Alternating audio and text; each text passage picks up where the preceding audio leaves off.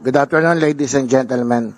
The regular meeting of the Committee on Public Order and Safety is hereby called to order. Do I hear a motion to dispense with the calling of the roll? Mr. Chair, I respectfully move that we dispense with the calling of the roll. Having been moved and duly seconded, the roll call is dispensed with. Please stand for the invocation. May we call on Representative Jokno again to lead us in prayer. In the name of the Father, and of the Son, and of the Holy Spirit. Amen. We gather today, united by our shared duty to protect the dignity, safety, and future of every child. Grant us, Lord, clarity of mind, strength of resolve, and compassion in our deliberations, that our decisions may uphold justice, defend the vulnerable, and hold accountable those who abuse and exploit. May wisdom guide our laws, integrity strengthen our institutions, and cooperation empower our efforts against exploitation, trafficking, and cybercrime. This we ask in your mighty name. Amen. Thank you. Please take your seat. The Secretariat has previously distributed the minutes of the previous meeting. Do I hear a motion to dispense with the reading of the minutes and to approve the same? I move, Mr. Chair, to dispense with the reading of the minutes and for their approval. So moved. Having been moved and duly seconded, there being no objection, the minutes of the previous meeting are hereby approved. The Committee Secretary is hereby directed to acknowledge the members and resource person present. Thank you, Mr. Chair. Good afternoon. The following members are present today. The Chairperson, Representative Rolando M. Valeriano of the 2nd District of Manila. Representative Jose Manuel Tadeo Shell Jokno of Akbayan Party List. Representative Jennifer A. Lagbas of the 1st District of Misamis Oriental, Representative Ana Victoria Veloso Tuazon of the 3rd District of Leyte, Representative Lordan G. Swan of the 1st District of Cagayan de Oro City, and Representative Antonino B. Roman III of the 1st District of Bataan, and Representative Bella Vanessa B. Swansing of the 2nd District of Sultan Kudarat. The resource persons present, Mr. Chair, are the following. From the Department of the Interior and Local Government, Mr. Limewell Magsino, Section Chief for Community Capacity Development Division, and Attorney Nicole Abigail Bokirin of the Legal and Legislative Liaison Service. From the Department of Social Welfare and Development, Attorney Anthony Mark Emokling,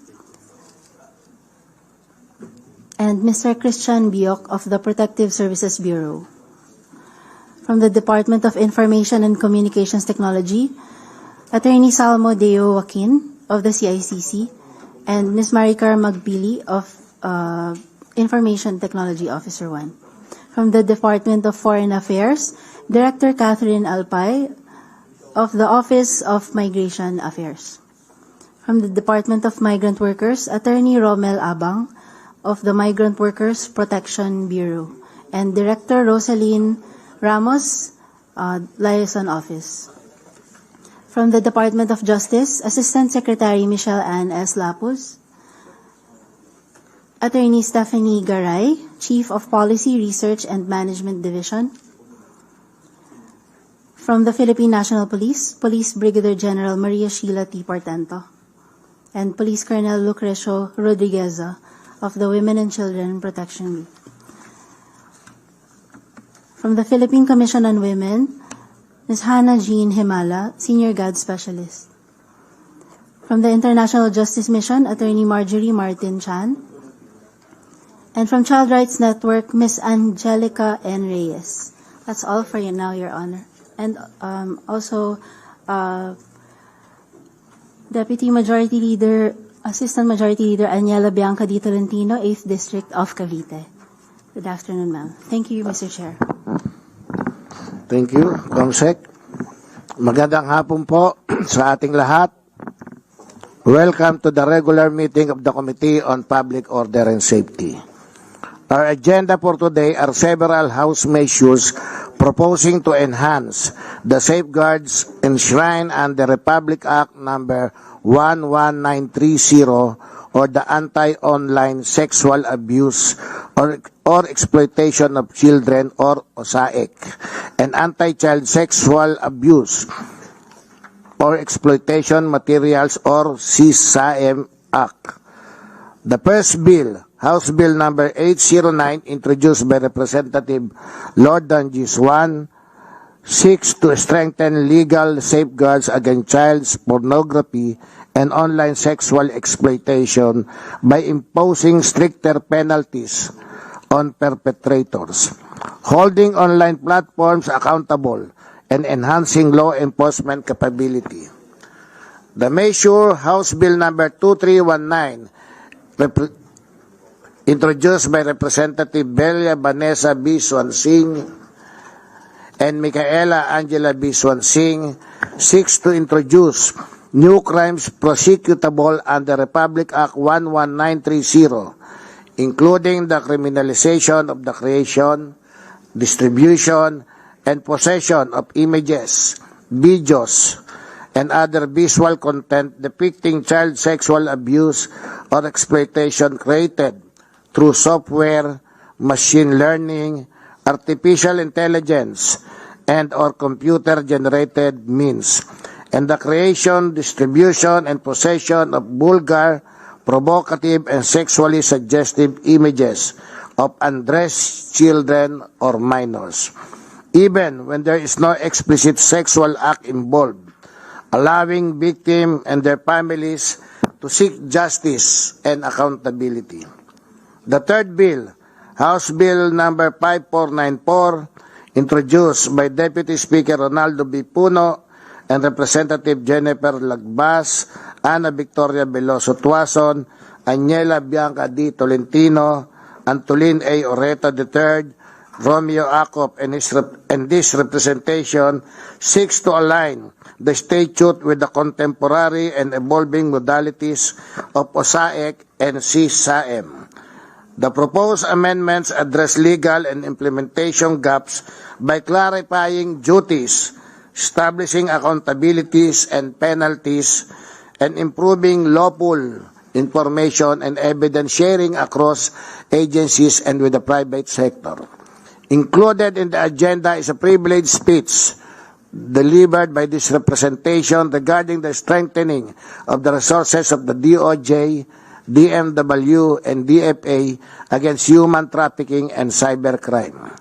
The committee has invited the DSWD, DICT, DOJ, DILG, PNP, NBI, and PCW, as well as representatives from the International Justice Mission and Child Rights Network to give their position on the said measures. Before we start, I would like to thank everyone present today for attending our meeting despite your busy schedule and looking forward to a productive discussion with you. Maraming salamat po.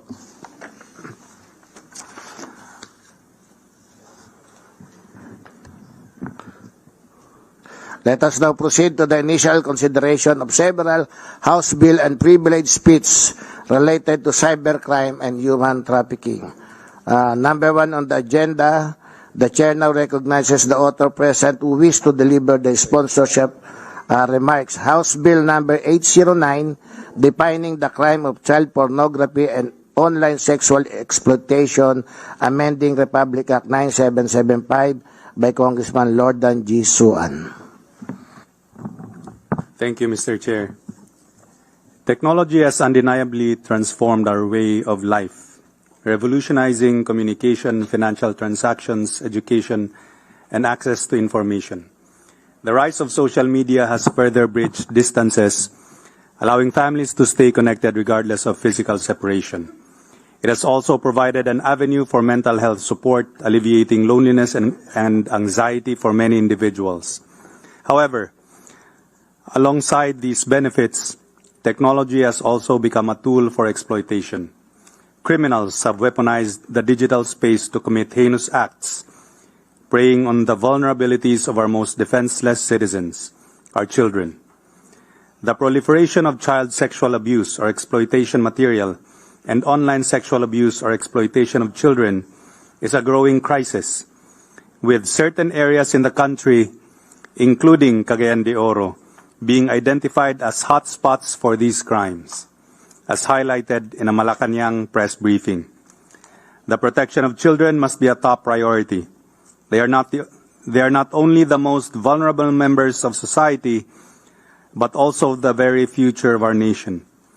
The alarming rise in online exploitation demands urgent legislative attention.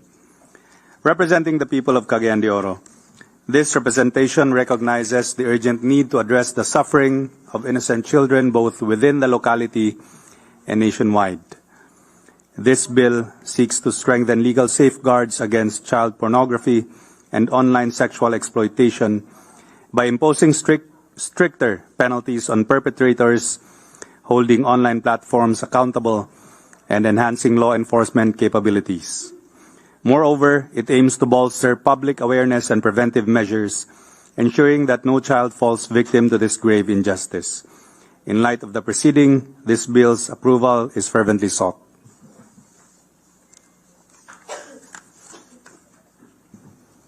Thank you, Mr. Chair. Thank you, Congressman Suwan.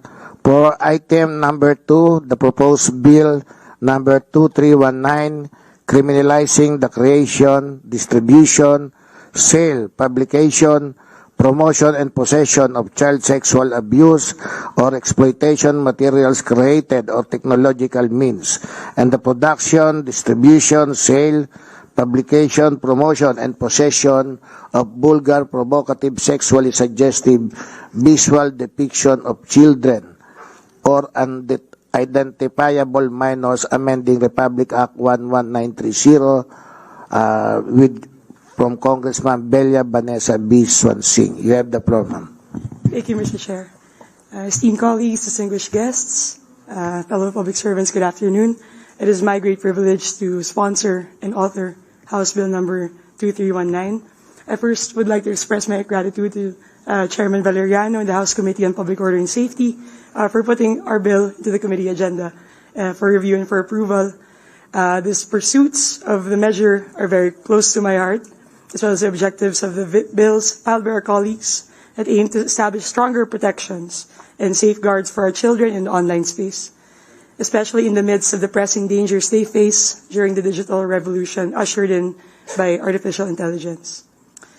The advent of the AI revolution, unfortunately, coincides with the Philippines becoming a global hub of online sexual abuse and exploitation, and its risks are only exacerbated by new technology.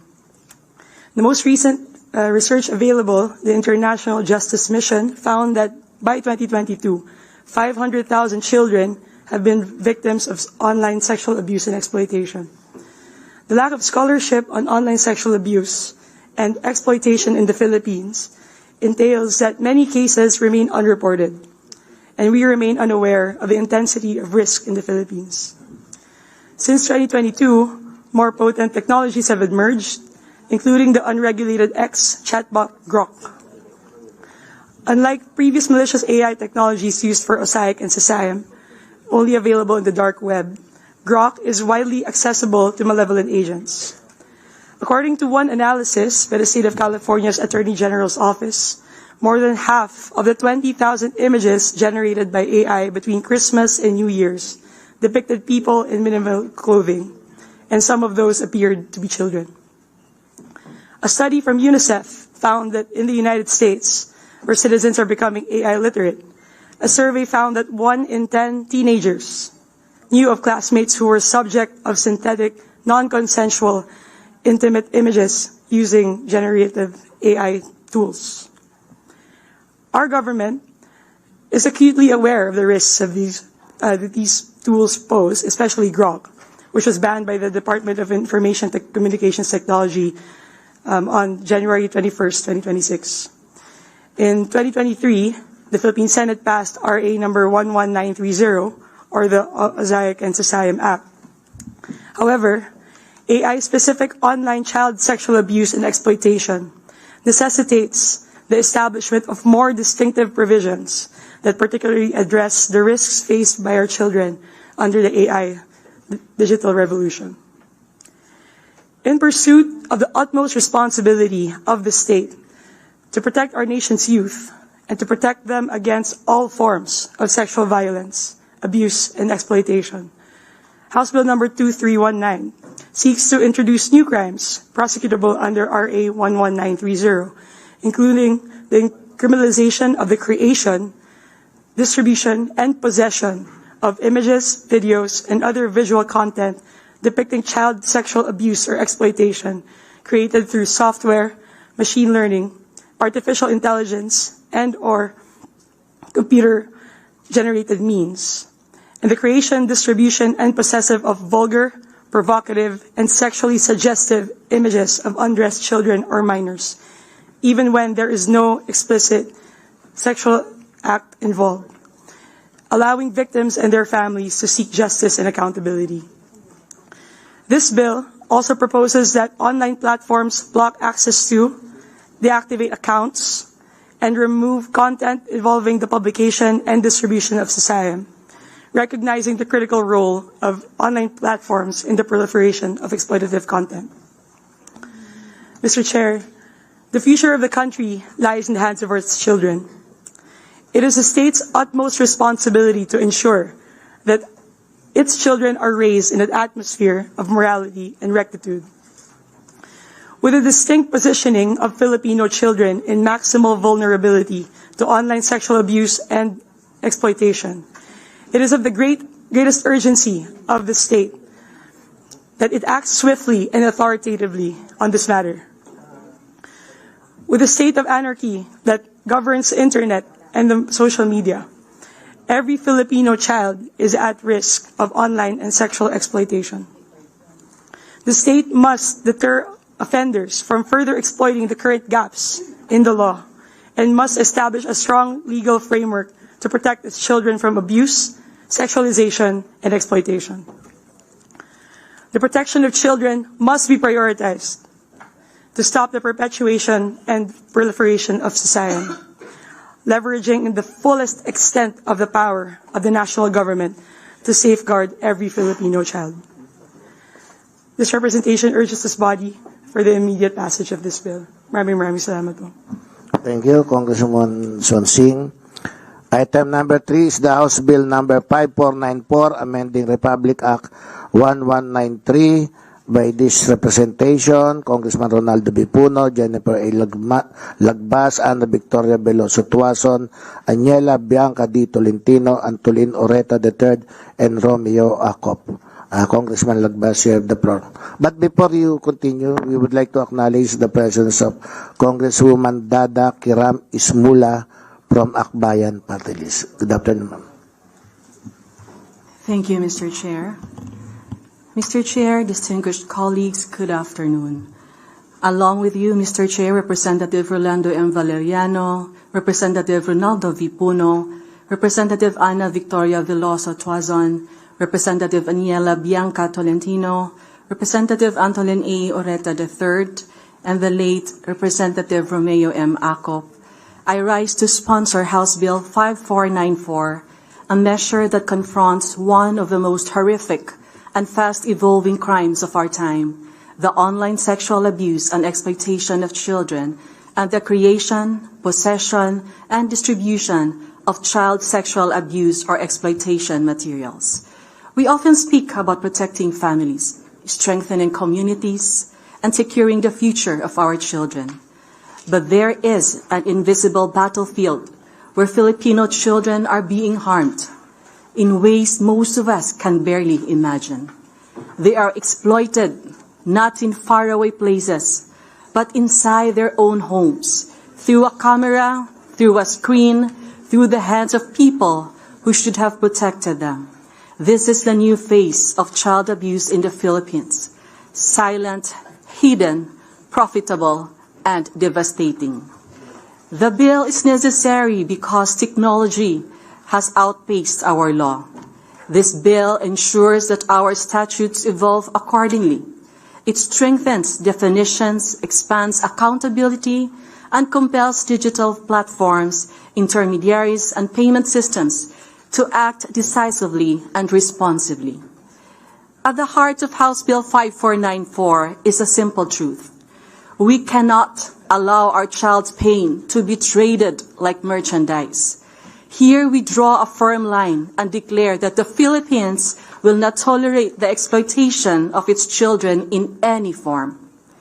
Mr. Chair, the children who suffer these crimes will never be able to advocate for themselves in rooms like this. It falls on us to speak, to act, and to build a legal framework worthy of their trust. I humbly urge this committee to support House Bill 5494. Daghang salamat, Mr. Chair. Thank you, ma'am. Before we continue, I would like to acknowledge the presence of Congressman Henry F. Omenal Jr. of Ascenso, Pinoy. And number 4, last is the privileged speech of this representation strengthening DOJ, DMW, DFA resources against human trafficking and cybercrime, a manifestation of the scourge of cross-border human trafficking and slavery. The body will adopt my privileged speech as the sponsorship remarks. We go now to our discussion, and the chair now will recognize the representative of the following agency for the position on the resolution. May we hear first from the DSWD?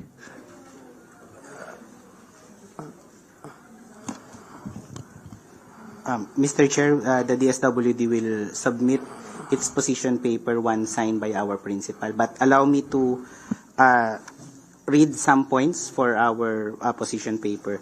So for number 1, ensure that victim-centered and prevention-focused approach. So for the House Bill, must emphasize rehabilitation and reintegration programs for victim survivor. Additionally, provisions for funding of services and permanent staff to complement should be allocated specifically for programs that support these initiatives. Number 2, strengthen provisions for victim support, victim survivor protection and aftercare. So expand and institutionalize psychosocial, economic, and community-based reintegration programs to support recovery and resiliency. Again, provision for funding services and permanent staff. Complementary should be allocated specifically for programs that support this initiative. And lastly, we wanted to institutionalize and sustain existing programs of the department, particularly the Recovery and Reintegration Program for Trafficked Person, and another one is the Project Safe, which is specific for online sexual abuse or exploitation of children. That's all, Mr. Chair. Thank you. Thank you. Number 2 is the representative from DICT.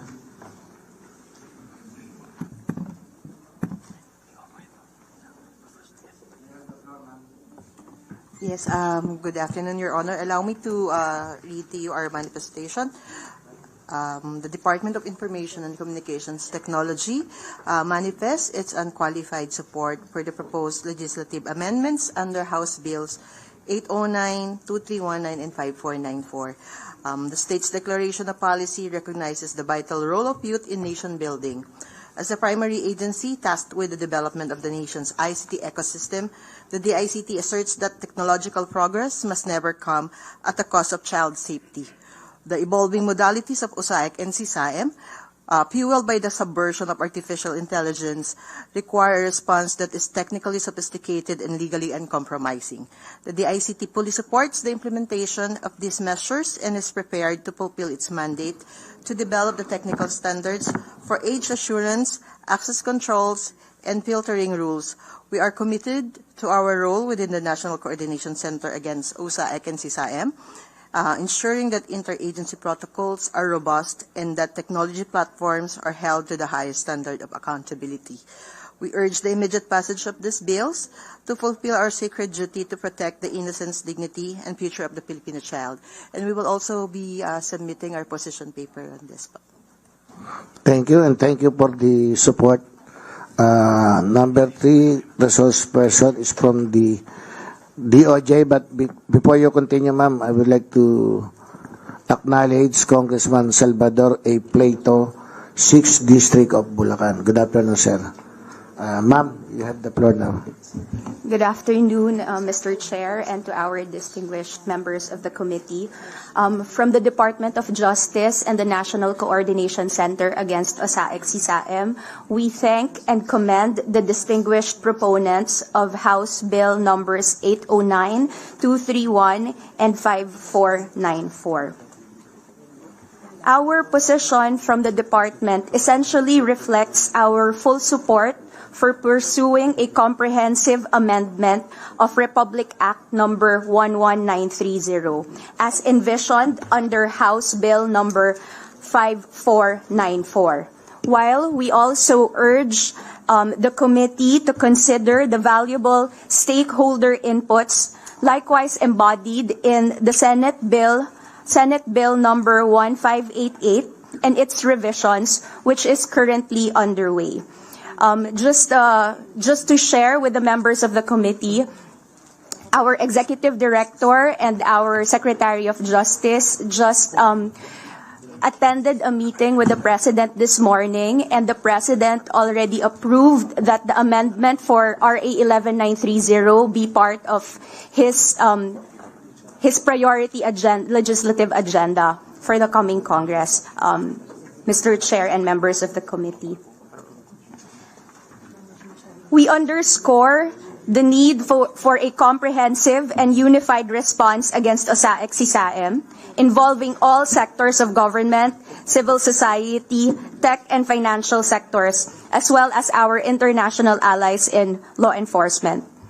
A piecemeal or isolated interventions just won't work, considering the complexity and the seriousness and the deeply embedded issues that are involved in this in the fight against OSAIC-CSAM. Towards this end, the Philippine government, through the passage of RA 11930, has taken bold steps to confront this crisis. We also would like to take note that RA 11930 has expressly repealed RA number 9775, or the Anti-Child Pornography Act. This is because using child pornography and online sexual exploitation of children are two different concepts and terminologies that are directly contrary to one another. So the use of language, because they have technical and international definitions, is quite important in this matter, Your Honors. We would like to underscore that we want to strengthen key definitions to align with international standards and emphasize victim-centered language. We also would like to underscore the need for criminalizing acts related to OSAIC and CSAM, to criminalize them further and strengthen penalties, and establish extraterritorial jurisdiction to pursue offenders beyond national borders, as well as mentioned by our colleague from DSWD, the holistic victim support, rehabilitation, and healing. While we recognize the intent of House Bill 809, which reflects the shared commitment of its proponent to strengthen protections for children against online sexual abuse and exploitation, we again would like to respectfully note that RA number 9775 has already been repealed by RA number 11930. We respectfully recommend that legislative efforts be redirected toward the comprehensive revision and amendment of RA 11930. On the matter of House Bill number 2319, we again thank the distinguished proponents for the intention to punish the creation, distribution, possession, and promotion of materials generated through artificial intelligence. We, however, would also like to underscore that RA 11930 already provides a broad and technology-neutral definition that captures AI-generated materials. This is under Section 3A of RA 11930. Again, we would like to caution against fragmented approaches to legislation and instead be more holistic and comprehensive, which is again what is the intention of House Bill number 5494. Just to pinpoint some of the salient points, Your Honors, of House Bill 5494, it seeks to strengthen the responsibility and accountability of Internet and financial intermediaries for the prevention and disruption of OSAIC and CSAM, to strengthen the role of learning institutions in prevention and early detection in schools, and institutionalization of the PICAC, or the Philippine Internet Crimes Against Children Center, and strengthen the NCC OSAIC CSAM Secretariat to enable sustained operational coordination, policy support, and data-informed implementation. Lastly, to expand the use of regulatory and administrative measures to improve compliance and implementation, particularly in relation to the responsibility of the technology sector. With that, Your Honor, we will also submit to the committee a copy of our position paper. Noted. Thank you, ASEC. Next is the representative from the PNP, or Philippine National Police.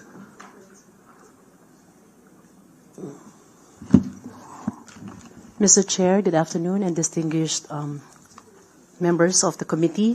The Philippine National Police supports House Bills number 2319 and 5494, which seek to strengthen the protection of children against online sexual abuse and exploitation by amending Republic Act 11930. The measures timely address emerging forms of abuse, including child sexual abuse or exploitation materials generated through artificial intelligence or other computer-generated or technological means. We note that a similar measure has been filed in the Senate, underscoring the urgency of this issue. Given the ease with which CSAM may be created, transmitted, downloaded, replicated, and deleted, the PNP proposes provisions that enhance law enforcement's capacity to address OSAIC and CSAM by empowering the PNP Women and Children Protection Center as the lead unit in addressing this crime, in partnership with the Anti-Cybercrime Group, with the authority to issue subpoenas to summon any person or entity relevant to OSAIC or CSAM investigations in support of victim rescue operations and case build-up. To effectively address the crimes of possession, access, transmission, distribution, creation, and production of CSAM or similar violations, we further propose the express inclusion of a provision stating that the results of an on-site forensic examination of digital devices conducted pursuant to a cyber warrant may be used by law enforcement as basis for arrest for said violations. As for House Bill number 809, which seeks to amend Republic Act 9775, we note that its provision on child pornography have since been incorporated, expanded, and strengthened under Republic Act number 11930. The Philippine National Police supports the intent and purpose of the bill to enhance the protection of children against the ills of online sexual abuse and exploitation. We propose the harmonization of these House measures with the Senate version to ensure a more coherent framework for the prevention, investigation, and prosecution of OSAIC and CSAM. Our more detailed comments will be set out in our official position paper upon the signature of the Chief Philippine National Police. Thank you.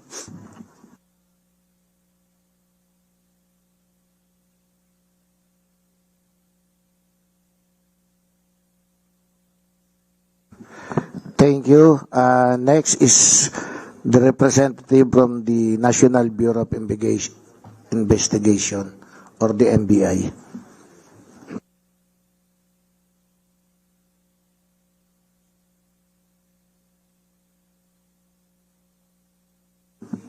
Do we have a representative from the NBI?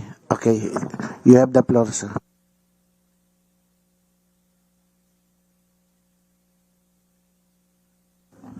I'm representing the National Bureau of Investigation, Violence Against Women and Children Division, and we support the proposed amendments as stated.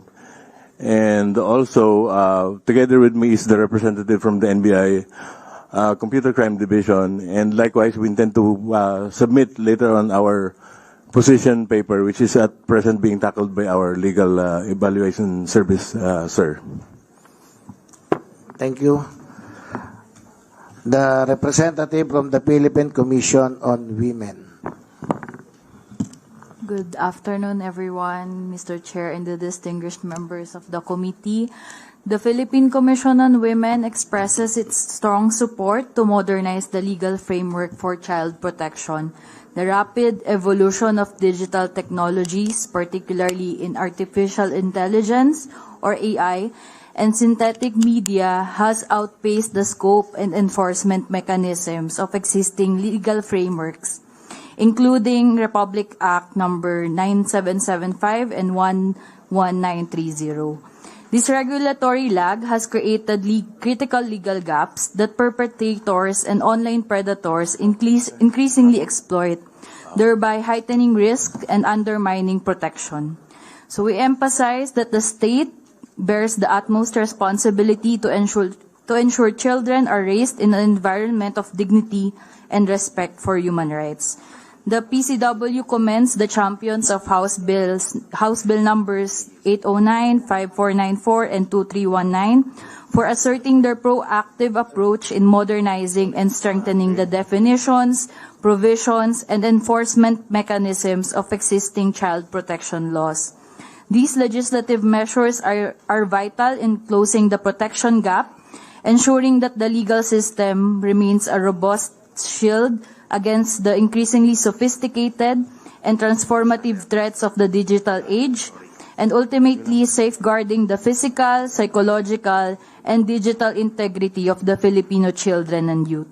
As the national machinery of gender equality and women's empowerment, PCW fully supports the immediate passage of these legislative measures, and we will respectfully submit our position paper on these measures.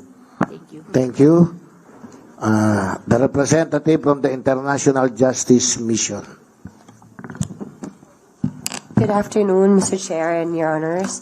The International Justice Mission respectfully supports the advancement of a consolidated legislative reform package addressing OSAEC and child sexual abuse or exploitation materials with House Bill number 5494 as a principal amendatory vehicle to Republic Act number 11930 and with the substantive contributions of House Bills number 2319 and 809 selectively integrated into that framework. Central to this position is the adoption of the safety by design as proposed by the International Justice Mission, which recognizes the contemporary OSAIC and CSM increasingly occurring at the point of creation, capture, and transmission, often before content reaches online platforms. A purely reactive takedown-based approach is therefore insufficient to address the scale, speed, and sophistication of technology-facilitated abuse. We appreciate that congressional action should therefore prioritize preventive, system-level safeguards while reinforcing accountability mechanisms that are constitutionally sound, technologically realistic, and respectful of data privacy and due process. Safety by design reframes child protection from a solely enforcement-driven response to a shared responsibility framework across technology ecosystems. And this framework also aligns with international best practices and reflects operational realities faced by Philippine law enforcement and child protection agencies in responding to OSAEC and CSIM. As to House Bill number 5494, we believe, as mentioned earlier already, that it should be treated as the core and controlling bill. It provides a statutory home for safety by design obligations and for harmonizing emerging threats under a single coherent framework. We believe that the existing provisions on recognizing OSAEC and CSIM as crimes that frequently cross national borders and explicitly call for timely and lawful cross-border cooperation and sharing of information consistent with international treaties and conventions, as well as the strengthening of coordination within national coordinating bodies and enforcement agencies tasked with implementing RA 930 are very much existent in the bill and should be supported. We believe, however, as mentioned, that explicit safety by design obligations applicable by relevant technology actors, as well as clear safe harbors for good faith prevention action and privacy by design and independent privacy mechanisms should also be included to make the bill more powerful in terms of preventive orientation.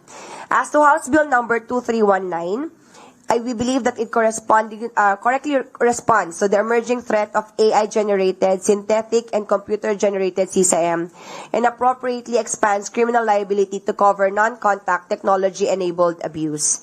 And therefore, we believe as well, we therefore support these provisions of the said law. And consistent with the consolidated approach, this substantive provision of HB 2319 should be integrated, as mentioned, in HB 5494, ensuring that AI-related offenses are addressed alongside preventive design, safeguards, and not solely through criminal penalties. On House Bill number 809, we believe that it contains several provisions that reinforce enforcement and coordination mechanisms already recognized as essential in combating OSAIC and CSAM. However, we believe as well that advancing HB 809 as a standalone amendment to RA 9775 risks statutory fragmentation, given the comprehensive framework already established under RA 11930 and the express repeal of the same as previously already mentioned by the previous law. And lastly, Mr. Chair, we believe in the International Justice Mission. We submit that the concept of personal knowledge as applied in OSAIC and CSAM cases must be interpreted and applied in a manner that reflects the digital, transnational, and technology-facilitated nature of these offenses. The expansion of the meaning of personal knowledge was already provided as well in the Senate bill, already being discussed as well in Senate, and we believe the same should also be integrated in the consolidated bill, Your Honors. And lastly, in sum, we believe that the pending bills should be viewed as complementary inputs to a single reform effort, and rather than as competing measures. We believe that effort should be anchored, as mentioned already, in House Bill number 5494.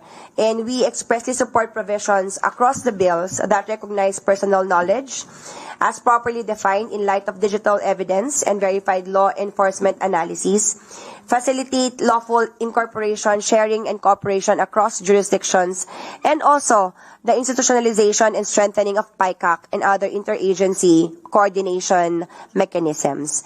And lastly, Mr. Speaker, we believe, Mr. Chair, that Congress is urged to institutionalize safety by design as the guiding framework for this reform as well. Doing so will move Philippine law upstream from reacting to harm after it occurs to preventing exploitation before a child is abused, while preventing constitutional safeguards, encouraging responsible innovation, and reinforcing Philippines' leadership in combating OSAIC and CSAM. We shall also be submitting a more comprehensive opinion after this committee hearing. Thank you. Thank you, ma'am. Next to recognize is the representative from the Child Rights Network for your position, ma'am. Thank you, Mr. Chair. I'd like to thank the committee for this opportunity, especially as we observe globally the Safer Internet Day today. On behalf of the Philippine Legislators Committee on Population and Development, or PLCPD, our Executive Director, Ms. Aurora Kilala, and the Child Rights Network, we commend the Committee on Public Order and Safety for its efforts to protect Filipino children in digital spaces. We also recognize the efforts of our esteemed representatives for proposing measures to safeguard children from the risks and potential harm online. We empathize strongly with the intention of House Bills 809, 2319, 5494, and 115 to protect children from harms online. Internet safety is no longer a peripheral or sectoral concern. It is a core child rights issue. a public governance challenge, and a critical priority for public order and safety.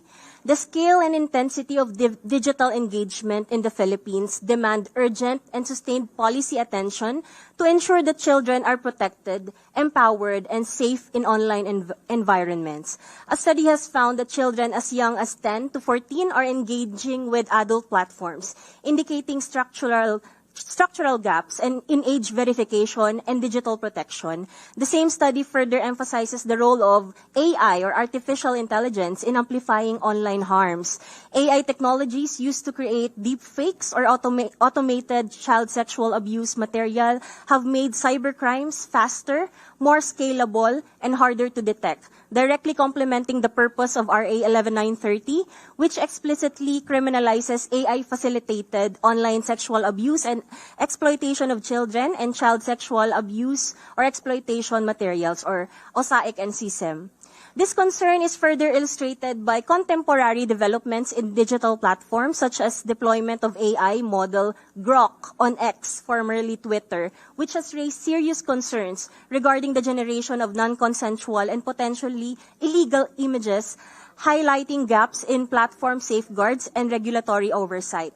The current law, RA 11930, which repealed the Anti-Child Pornography Act of 2009, represents the state's strongest legislative response to technology-facilitated sexual violence against children, including cases involving self-generated sexual content. Yet while RA 11930 establishes accountability and sanctions, the scale, complexity, and persistence of online harm demonstrate that criminal law alone is insufficient. Internet safety demands a preventive, educational, and multi-sectoral response, firmly integrated not only into public order and safety, but also into population and development policy. PLCPD and CRN recognize RA 11930 as a landmark law, but firmly holds that child protection in digital spaces cannot rely on punishment alone. It must be complemented by preventive education, as mentioned a while ago, youth participation, family and community engagement, and responsive institutions at both the national and local levels. We view internet safety as integral to safeguarding the physical, moral, intellectual, emotional, psychological, and social well-being of children, consistent with the state's constitutional duty and international obligations under the UN Convention on the Rights of the Child and other child rights treaties. In line with this position, the following actions are imperative. Strengthen the implementation of RA 11930 by ensuring adequate funding, staffing, and coordination for the National Coordination Center against OSAIC and CSEM to effectively prevent and respond to online sexual abuse and exploitation of children. Enhance law enforcement capacity and promote interagency collaboration to ensure swift investigation, prosecution, and victim support. Mandate internet platforms and telecommunications companies to implement age-appropriate safeguards, robust content moderation, and accessible reporting mechanisms to protect children online. Institutionalize internet safety education. Equip teachers with training on digital safety, child online protection, and response protocols. Support our legislations, integrating internet safety education into all elementary and secondary schools. Programs must be delivered in local languages as well to ensure accessibility across diverse communities and schools, and maximizing comprehension, engagement, and effective participation in child protection initiatives. Of course, expand public awareness and parental engagement, implement nationwide awareness campaigns targeting parents, caregivers, and communities, and partner with CSOs, NGOs, youth groups across the country for initiatives on internet safety and child protection. And lastly, strengthen data monitoring and research. Establish a national monitoring framework to systematically track OSAIC cases, including reporting rates and digital literacy outcomes. Conduct periodic studies focusing on marginalized rural and high-risk populations to inform evidence-based policymaking and targeted interventions. And, of course, develop and maintain a registry of offenders, capturing verified cases of individuals convicted or under investigation for online sexual abuse and exploitation of children. And protecting children in digital spaces is a moral, legal, and development imperative. RA 11930 already laid the critical foundation for holding perpetrators accountable, but true protection can only be realized through holistic, preventive, and participatory policies. Internet safety must be firmly embedded within the population and development agenda, and we thank ASEC for sharing earlier that the amendment of RA 11930 is now part of the President's priority. In doing so, the state affirms that the future of the nation cannot be built on unsafe digital foundations, and that every Filipino child deserves dignity, protection, and security offline and online. We reiterate that PLCPD and CRN fully support the committee's efforts to investigate these issues of OSAIC and CSEM, which are public order and safety concerns, as well as protection and development. We would be honored to participate in subsequent proceedings and bring voices of children to the table to ensure laws are responsive and inclusive. And we will submit po our full position paper as soon as possible. Maraming salamat po. Salamat po. Mr. Chair, may I make a brief manifestation? Sige po, Congressman Jokno, you are recognized. Thank you, Mr. Chair. I fully and strongly support the bills that are being deliberated on this afternoon. Kailangan po natin itong mga batas na ito because we really have a big issue when it comes to online sexual child abuse. And I would also want to commend and thank the authors of these bills, Representatives Lordan Suwan, Representatives Bella and Mika Suwan Singh, of course the Chair, Valeriano, Representatives Lagbas, Puno, Veloso Tuason, Tolentino, Oreta, and the late Romeo Acop.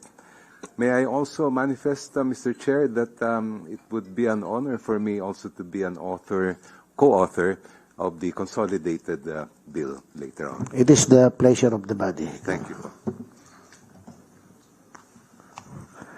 Next for their position is the representative from the DFA.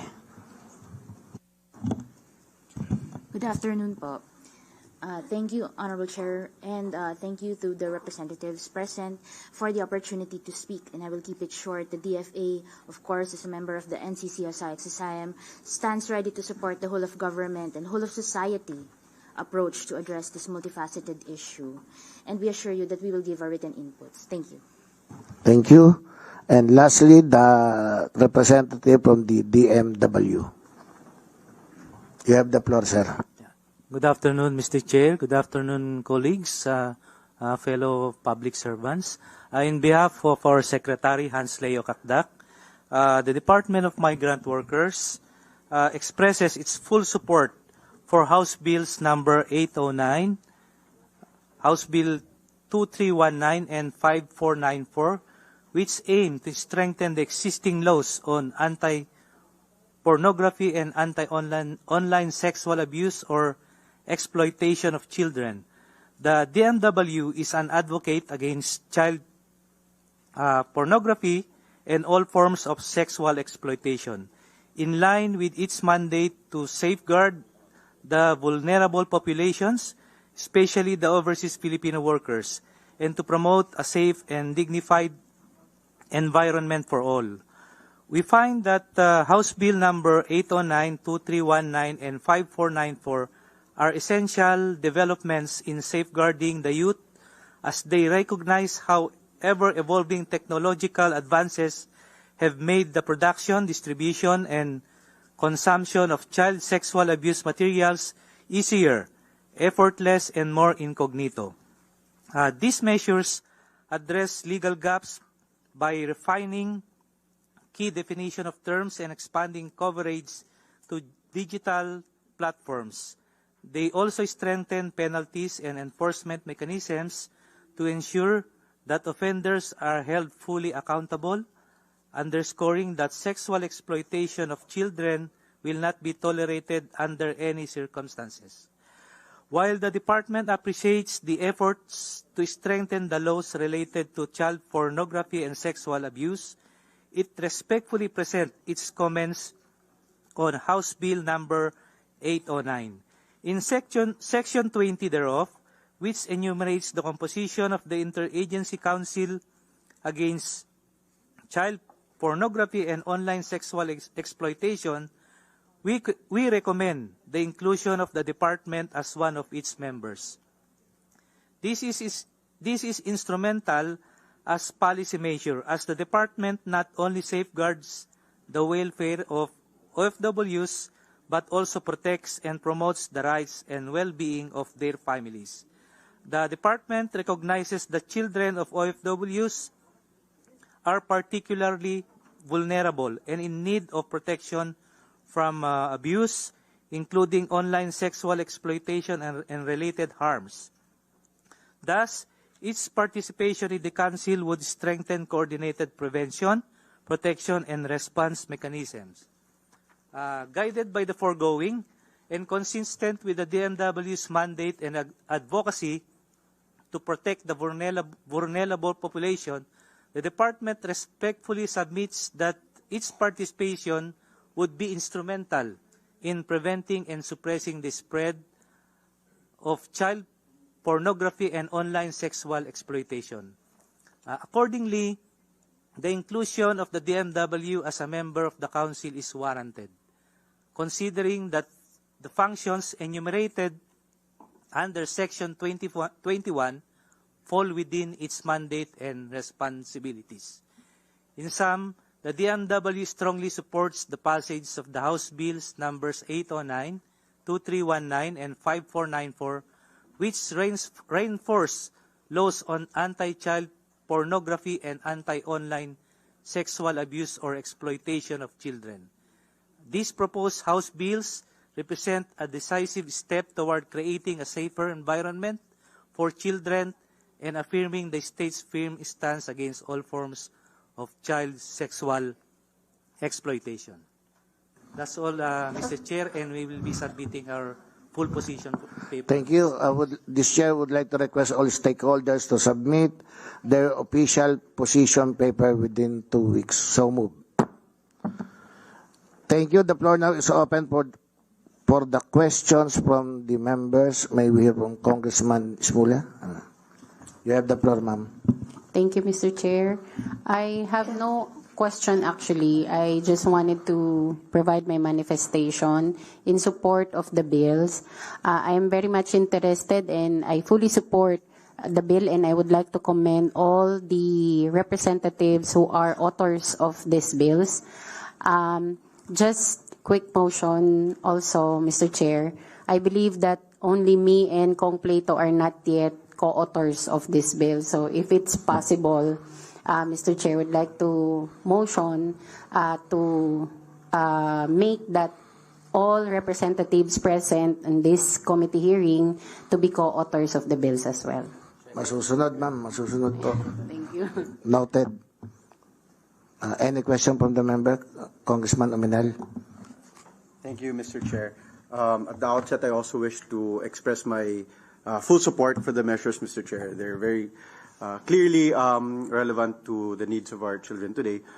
Just want to seek a quick clarification, Mr. Chair, and probably a request thereafter, about one of the inputs provided by our resource person about the Safe by Design framework, which I think is an internationally accepted framework. A quick question lang, are the bills being discussed today already in compliance with that framework, Mr. Chair? Who's going to respond from the resource speaker? Yes, any of the resource persons. Anybody from the resource speaker? Sige, ma'am. You have the floor. Thank you, Mr. Chair.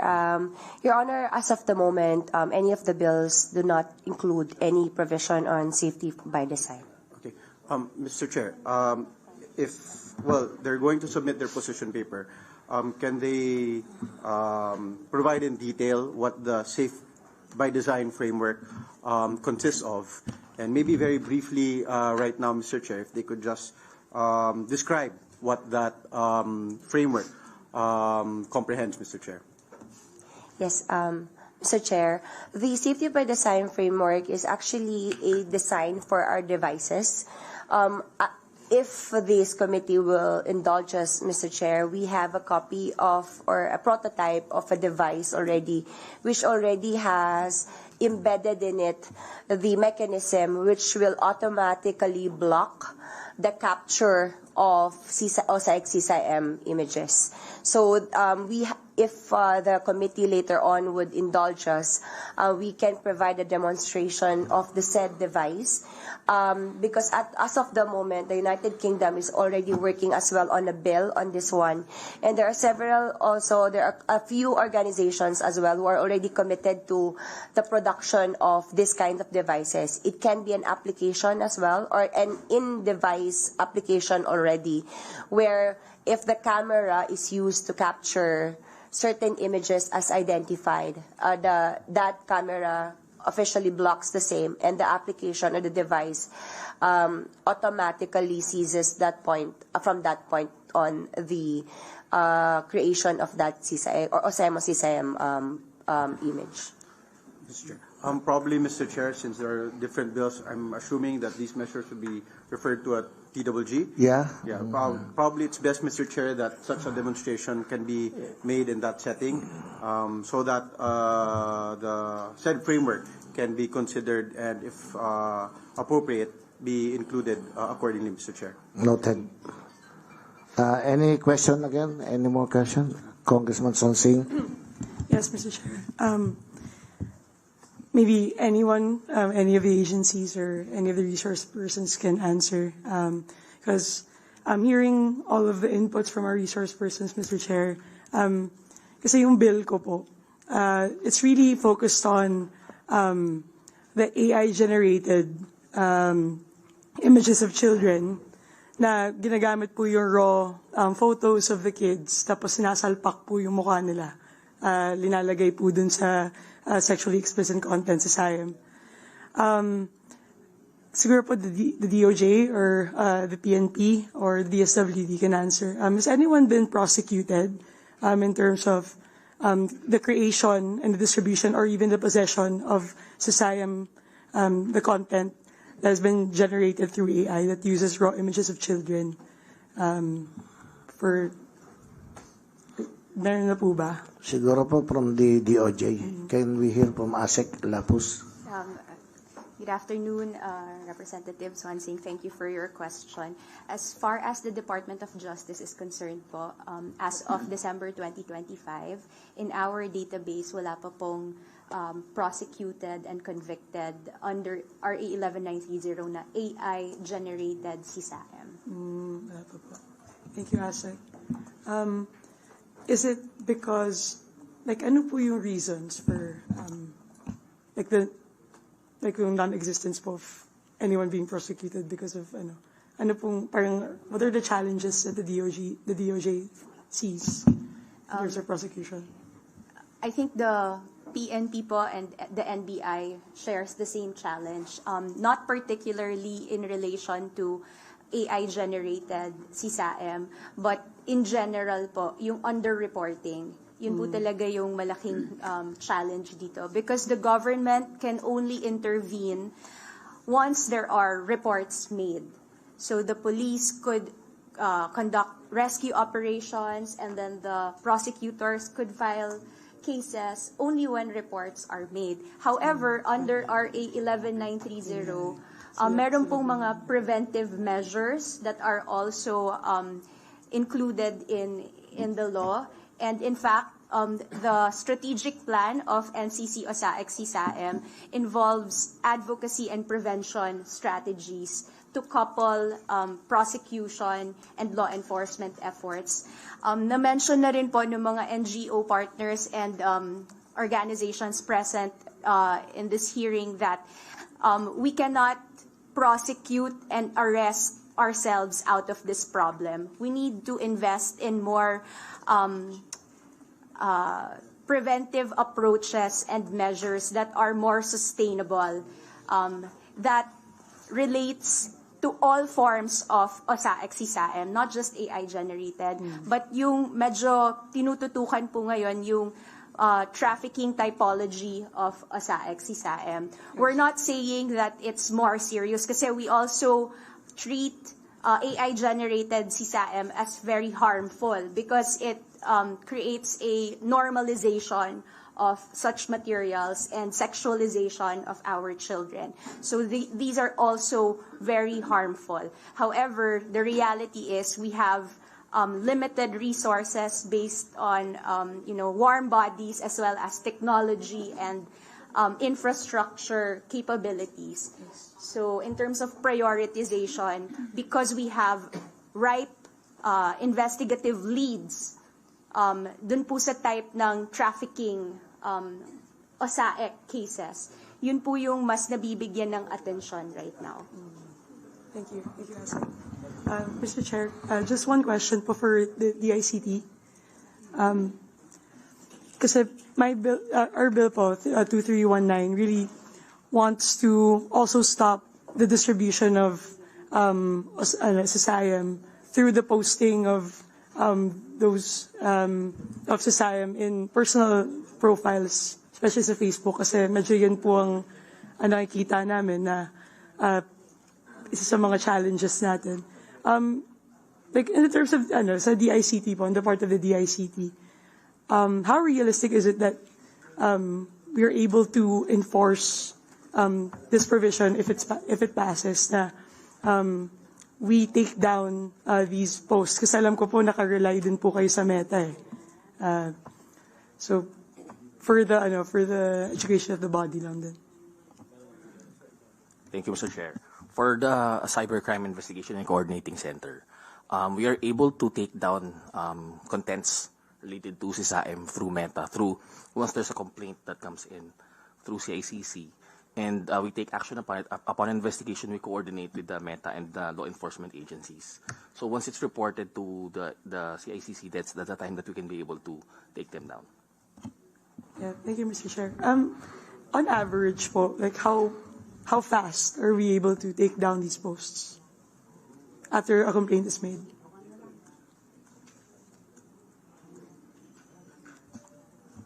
Mr. Chair, regarding the time frame, once we have received a complaint and the investigation has been concluded, Meta responds relatively swift. So around 24 to 48 hours, we are able to remove the content from the Meta platform. Thank you, Mr. Chair. Before we continue, I would like to acknowledge the presence of Representative Rene Luis Emco of Kabataan Party List and Representative Sara Ilago of Gabriela Party List. So, any question from the members? Wala na po. Sige po. Not a question, Mr. Chair, but I'd like to move to create a technical working group to harmonize the three bills and the privileged speech and draft a consolidated measure po.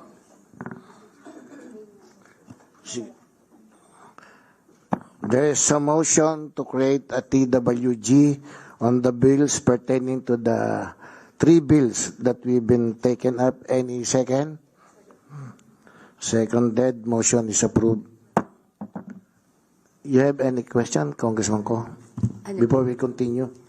I'd just like to manifest that this representation has also filed a resolution, a House Resolution 476, calling to investigate the prevalence of OSAIC and CSAM, though this was not assigned to this committee. So, of course, bilang kinatawan ng kabataan, we'd like to cooperate to the greatest extent possible para matigil na yung OSAIC and CSAM na nangyayari. Then, so, Mr. Chair, I'd just like to manifest that on the record. Noted. Congressman Ilago, sige po, you have the floor. Likewise, Mr. Chair, this representation has filed a resolution to look into not only the prevalence but the impact of the proliferation of online sexual abuse and exploitation of children, as well as the child sexual abuse and exploitation materials on women and children, especially those coming from the marginalized sectors. So I'd just like to put that on record here. Thank you, Mr. Chair. And And we also hope to participate in the TWG to contribute our voice to the crafting of the substitute bill.